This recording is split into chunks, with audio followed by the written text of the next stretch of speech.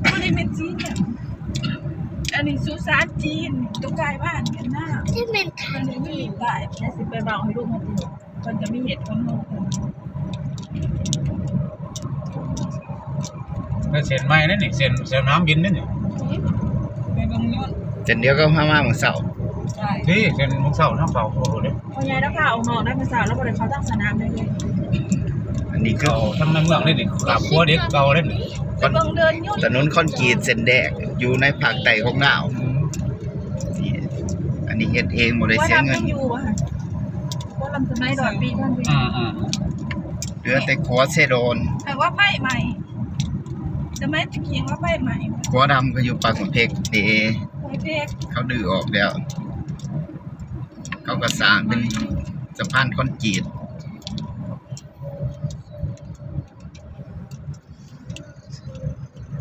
ยังเห็นบ่โดดลูกบ้านเฮาก็ซ้ำบ้านเฮานี่แหละบ่ได้สิโนนบ่ได้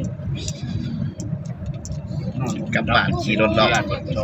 นอนเมื่อแต่นี่มื้อแรกสินอนอยู่บ่บรรยากาศก็สิมีงัวมีหยังใช่คือกันแต่บ่ยืดบ่ได้เก็บไปเมื่อยแล้วก็หายบ่จักบ่แก้วบ่นี่หายอีดีเด้อหายเป็นเดือเป็นดาวอีปีนั่นน่ะจะเข้าห้องแม่จะว่าเทศแดงนี้ได้แล้วแก้วจะเข้าบ่เรามึงเฮ็ดแม่แก้มึงสิได้ได้โลถึงอยู่เนาะมันบ่30 โลบ่ถึง30ประมาณ10 โลเงียบดีเด้อคอนกรีตมาตรฐานนี่หรอบ้านเท่าไหร่เหมาะรถนะปูนเด็กอีหยังก็มีมาตรฐาน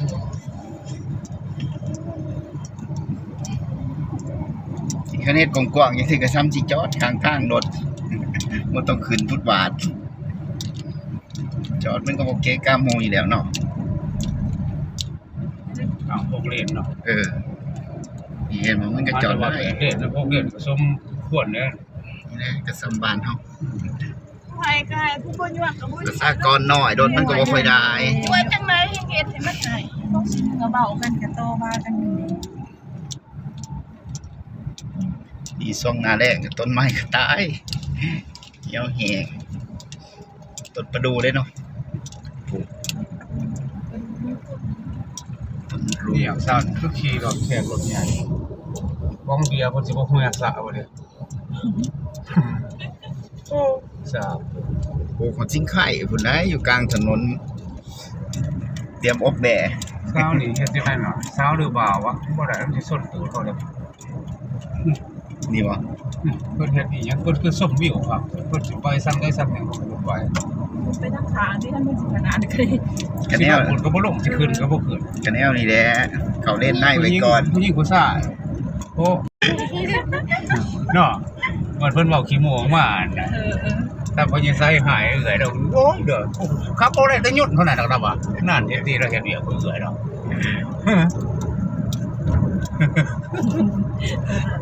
พี่อ้ายเอาแม่ซื้อมาแม่แล้วอ่ะอีกแล้วกันท่าเอื้อยซื้อมาแม่ก็สิขับแล้วขับบ่ได้แต่หยุดน่ะเนาะเห็นแล้วก็เห็นแล้วจังว่าก็ยนบอกป่านี้ป่าจังว่าแล้วว่า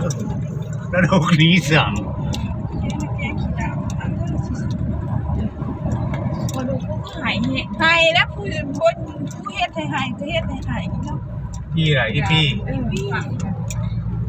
เอาเมื่อยก็เป็นก็จังตีงที่จุดจีอยู่ก็นอนว่ามีดีกว่าบ้านบ่พี่ก็ขึ้นมาบอกเว้ยก็เมียมันมาหายจ้าเถื่อหายหน่อยนะอยู่น้ำมีดีกว่าหายจ้าเถื่อปีนลูก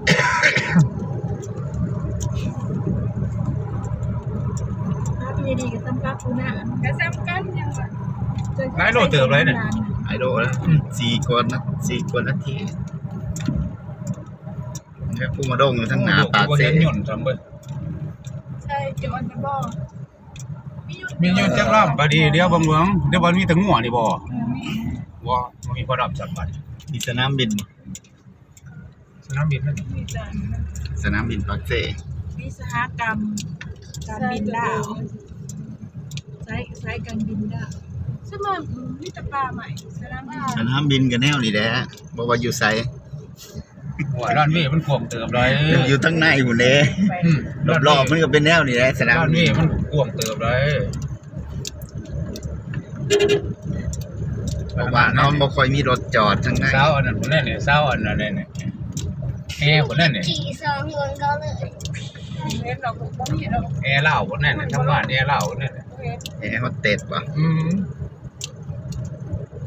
มันก็โล่ง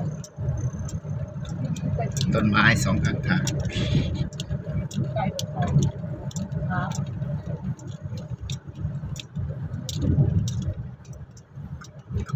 ทดเผ็ดไป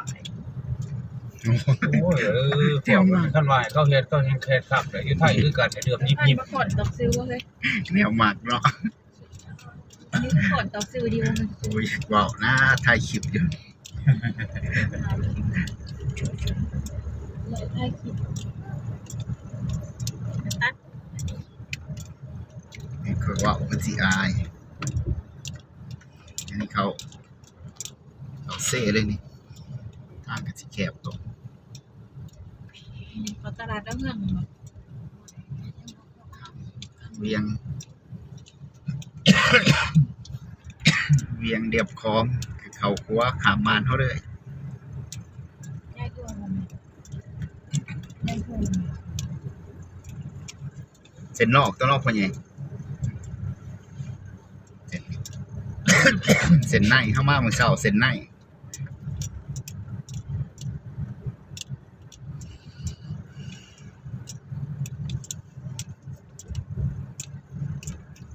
มือได้กระมามือได้ไปนอนดับปันตายนี่คอยได้นอนดับปันตายเดี๋ยวนอนจะลุกได้หมดว่าคอยแล้วจะเสียงก่อนที่สองให้เมียกูมือตีหนึ่งตีสองมาบอกกันก็วันนี้ก็รับทุกเกมจะใกล้กันยังกับว่าก็จะหอนทำมือป้องมือประเด็นนั่นสิ ประเทศอายังอยู่เลยอยู่ลาวก็ได้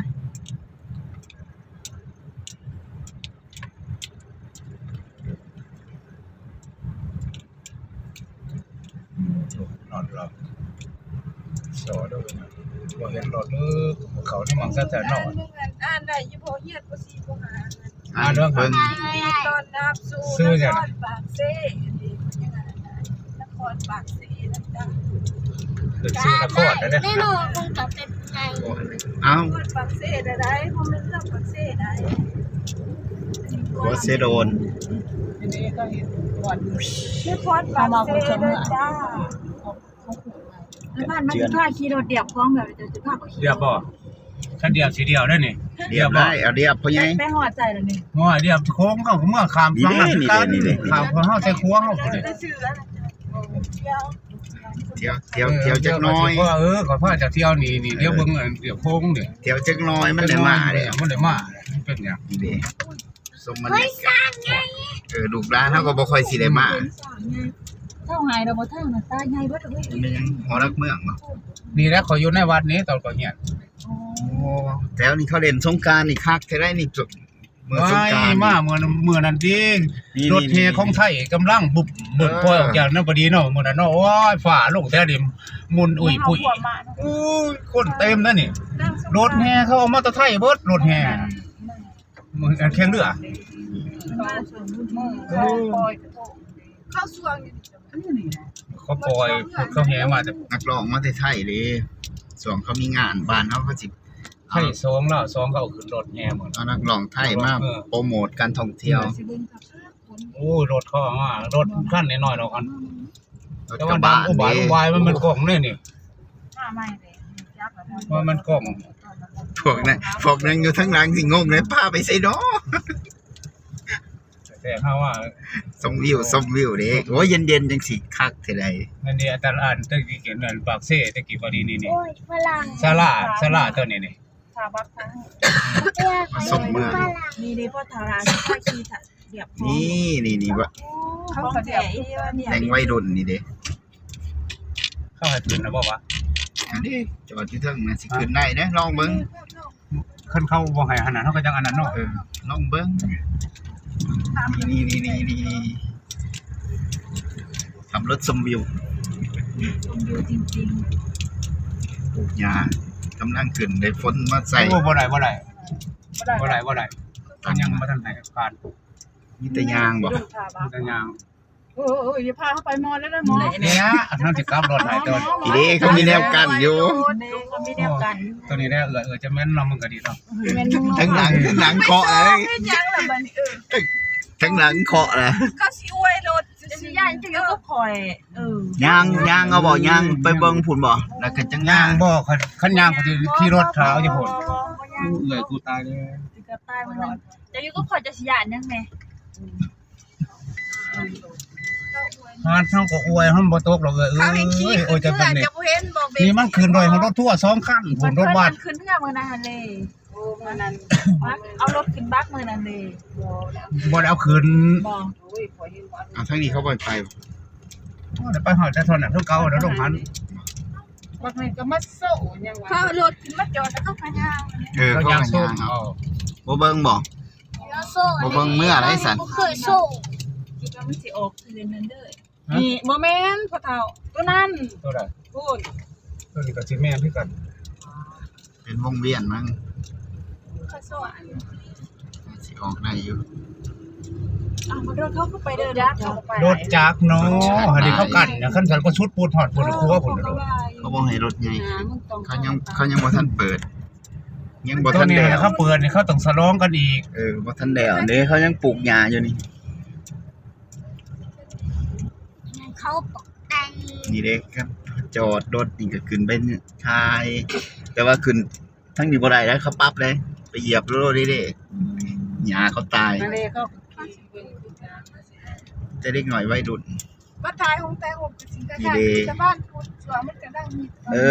นั่นแหละนี่ ซื้อดอกไม้แล้วก็ไปทายหูชาวบ้าน นี่เด้นี่ นี่ก็สิคือกันเลย บรร กั ยาน ก็ กาศ เปิดก็มาทายรูปเอาอยู่ เห็นแต่ว่า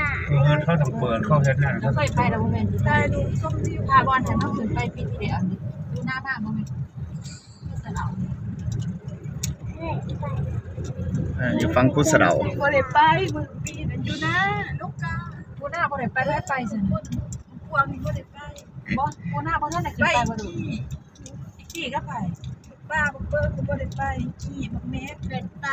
นี่ตาบองกับป้าบ่ได้ไป นี่เราไปเรามาบ่ได้ไปผู้เดียวเนาะ อีกุ้งก็ได้ไปอีปูก็ได้ไป สมเราให้เนาะสนะเราน้อยใจ น้อยใจนี่จังว่า ได้เดียวว่าอย่าไปจนเบิดเนาะ เราคัดเราตัวเดียวมันเราบ่ได้ไปจักเทื่อสมเราคัดอันไหน ไปเจอเจ้าหันแต่ว่าสิพาเขาไปเที่ยวบนหันบนนี่เจ้าบ่เห็นเขาพาเขาไปจักเทื่อเขาบ่ได้ไปนำอุ้ยมันเบาไหน แล้วจะเอาละท่วง นางอ่ะ มันเบาไหน อีกี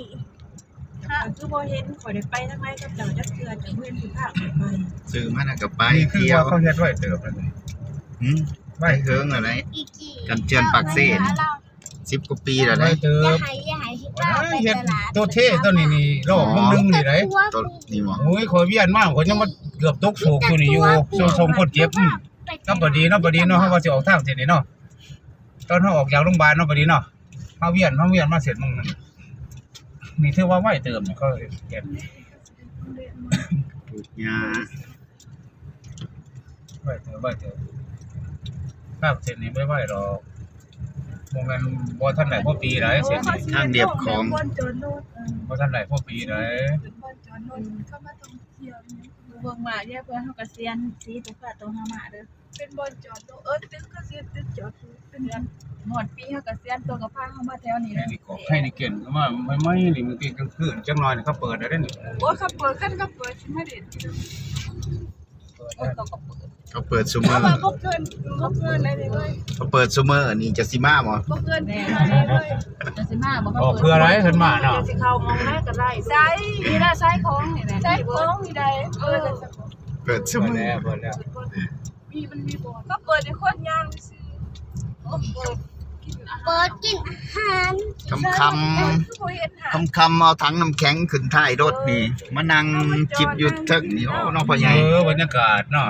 เริ่มจากซ้ำนี่แล้วนี่ นี่แหละ ผมลงมันเดี๋ยว ถังน้ำแข็ง ไว้เติมเลยพอดีไว้เติมเข้าสามทางเป็นไว้เติม อันนี้กระดือหาด มองนี่มองเขาขายหมูหัดปลาซีบดีอยู่นี่โคก หนังสือพิธีโมทาระ อุเพศเลยนี่มองขายหมูเลยนี่ขายหมูขายแบบแม่นบด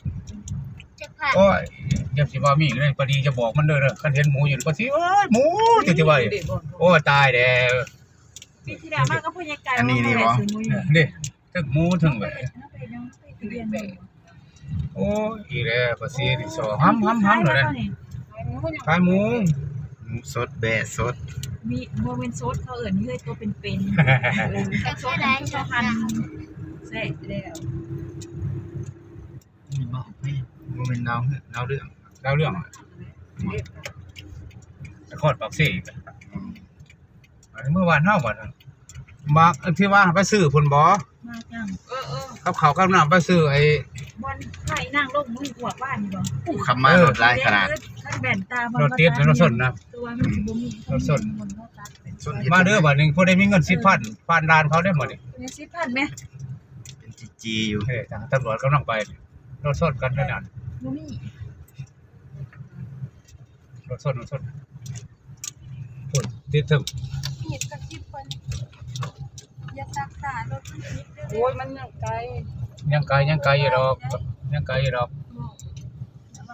แต่ว่าบนจุด โอ้ยังสิลงสื่อของอยู่ ยังไกลอยู่ดอกลงซื้อของจะเอาให้ปล่อยก็ได้ มันเก่าคนแต่ว่าอยู่บนคนจุ่มได้ก็ว่าเนาะก็ได้แบบย่านว่ารถมันติดมันยัง เตือนว่าอย่าลืม ธนาคาร BOC หรือธนาคารเลย ตะกี้ธนาคารกรุงเทพก็มีในลาวเดี๋ยวนี้มันคัดของทั้งเทคนิค เลิกแล้วเดี๋ยว เขา นี้ ดมเลิกเมื่อนะ ขนมเลิกแล้ว ใช่ล่ะ ธนาคารไทย ผ่านสแกนอย่างเดียวเสมอนี้ อันนี้ แอ เพิ่ ป นบ่จักภาษาอีหยังเลยนี่ที่ออกทางนั้นก็บ่จักภาษาโอ้สิเข้าทางนั้นโอ้หาแต่รามจักบาทนี่นะ แนวนี้แหละแบบบ้านเฮาบ่จักไปน้ำตูดเขา คอยหันบ่จักหาให้เจ้าขาบ่ยันเจ้าหายอย่างนี้แต่ว่าว่าอีนี่เขาบ่ฮู้จักภาษาอีนี่แหละโดดปฏิกดแต่ใช้เขาอีกคือคอยมาแรกก็อยากหายกันโอ้เพิ่นสิทำใจได้นี่ล่ะแล้วเทื่อมันออกมาออกเลยนี่ออกรถนี่ออกเลยมันบ่เบิ่งเฮาทางอีกทางโซ่ เรือนักเทือเนาะควรสิทำใจได้ต้องคิดถือว่ามันว่าสิได้ออกสมุน โคตรแต่ลาคือกันนะพอดีไล่เพิ่นเดือย ใช่เวลาได้ปีเดียวเนาะ เออ ทำใจได้ เดือยน้ำอยู่เดือยเด้อข้ามน้ำก็ดีว้าเป็นตาสั่ง หน้าเต็ม โอ้เสียงเพิ่นเฮ้ย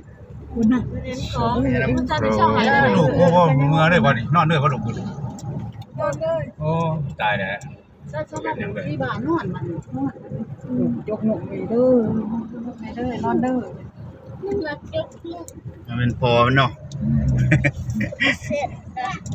นี่เลือดเต็มแล้วยังมือแรกเห็นบ่ตอนบอลเข้าไปเห็นคนขาไปขามาทำไปขามาพอตอนเพื่อนพาไปชี้ไงอยู่มุกพระเลยล่ะมาครับ นั่นเอ้ย นั่งถูกพาแล้วไหมถูกพย่อมือแม่จันบ้าหน้าตาถูกแม่ตาถูก อัดไว้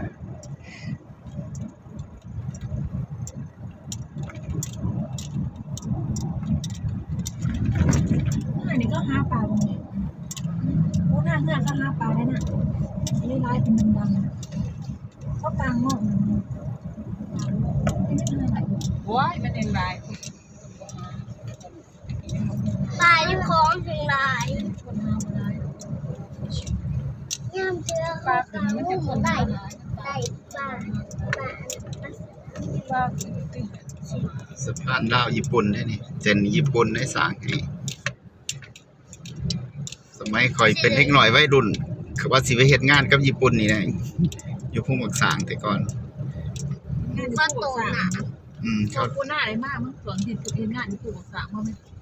มาไกลเพื่อแต่เป็นยางเมื่ออันมั้ง เดือเขาโตหนัก นี่ห้องดูห้องอะไรห้องรังหนึ่งมันจะเห็นวันหนึ่ง30,000จัดสลายชอบหาพันเป็น 5,000บอก ประมาณนั้นแหละสมัยนั้น บอกปลามาเห็นเป็นสลายพันสมาพันคือมองหัว